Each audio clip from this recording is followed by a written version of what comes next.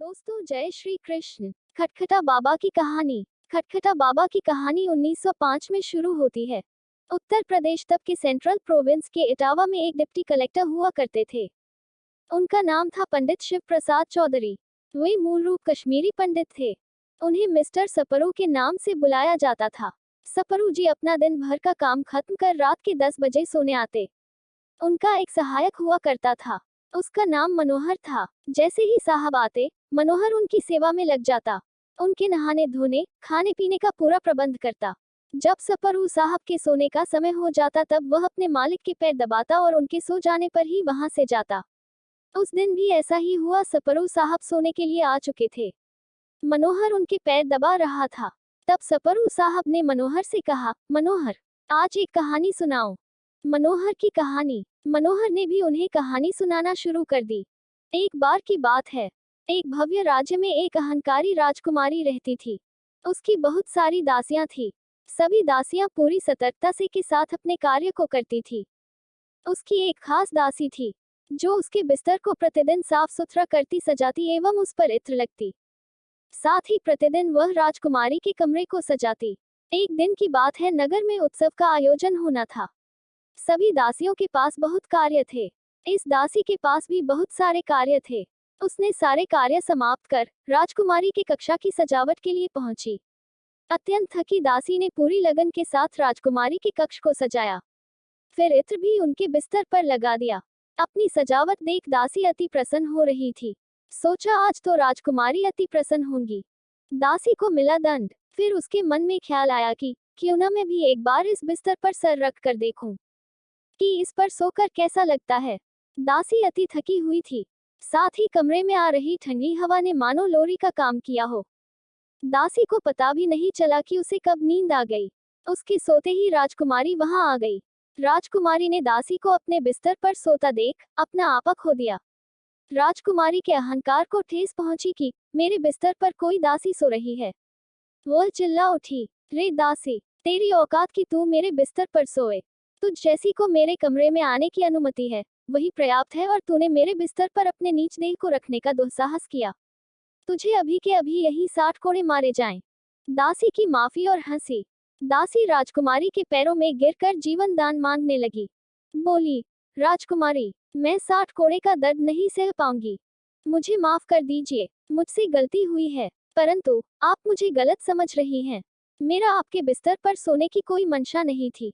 मुझसे यह अपराध गलती से हुआ।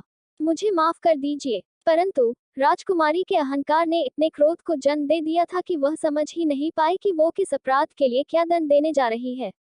दासी को कोड़े पड़ने लगे। वह कराहने लगी। कोड़े की पीड़ा सह नहीं पा रही थी। कष्ट में चिल्ला रही थी। जब लगभग उसे 30 कोड़े पड़ चुके थे, तब वह अचानक से हंसने लगी। उसकी हंसी सुनकर सब अचंभित रह गए। दासी का ज्ञान। राजकुमारी ने उसके हंसने का कारण पूछा। तब दासी ने कहा, हे धर्मविमुख राजकुमारी, मुझे ख्याल आया कि मैं तो चंद क्षण भूलवश इस बिस्तर पर सोई तो ईश्वर ने मुझे 60 कोड़ों की सजा दी है। तुम तो इस पर जाने कितने दिनों से सो रही हो।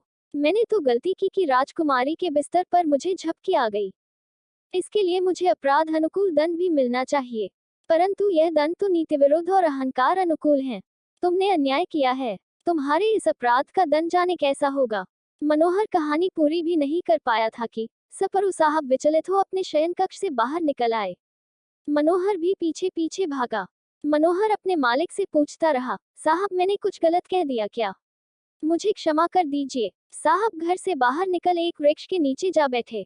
कौन थे? खटखटा बाबा। फिर साहब ने मनोहर से कहा, नहीं, तुमने कुछ भी गलत नहीं कहा, अपितु मेरी आंखें खोल दी। मैं यह क्या कर रहा था अपने जीवन में अब तक? मैं भी तो उन्हीं का चाकर हूँ जो मानवता विरुद्ध नीति लगाकर भारत में काम कर रहे हैं। अपने ही लोगों को मेरे द्वारा दंड मिलता है जो अपराध के सामने कई गुना बड़ा होता है। अन्याय तो मुझसे भी हो रहे हैं। मनोहर कुछ समझ नहीं पाया, परंतु सपरू साहब सब समझ चुके थे। उन्होंने अपनी नौकरी छोड़ दी, जीवन से संन्यास ले लिया। अगले दिन सुबह उठकर एक सोंटा, एक लोटा, एक लंगोट, एक जोड़े खड़ाऊं एवं एक गमछा लेकर घर से निकल पड़े। वे यमुना नदी में घंटों नहाते।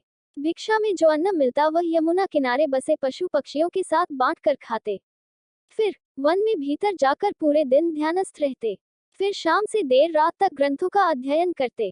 संत खटखटा बाबा, जब वे चलते तो उनके खड़ाओं से खटखट की आवाज आती है, इसीलिए आसपास के लोगों ने उनका नाम खटखटा बाबा रख दिया। वे आज भी वह खटखटा बाबा के नाम से ही जाने जाते हैं। सरस्वती पीठ बाबा का आश्रय बन गया। बाबा को मौसम से कोई प्रभाव नहीं पड़ता।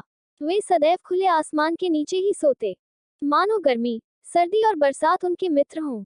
जल्दी ही बाबा के चमत्कार एवं ज्ञान की बातें पूरे भारत में होने लगी। दूर दूर से लोग बाबा के दर्शन को आते। बाबा भौतिकता के मद में चूर लोगों को रोज समझाते कि चाकरी ही करनी है तो मन की नहीं ईश्वर की करो, जीवन को व्यर्थ मत करो। बाबा मूल रूप से कश्मीरी थे।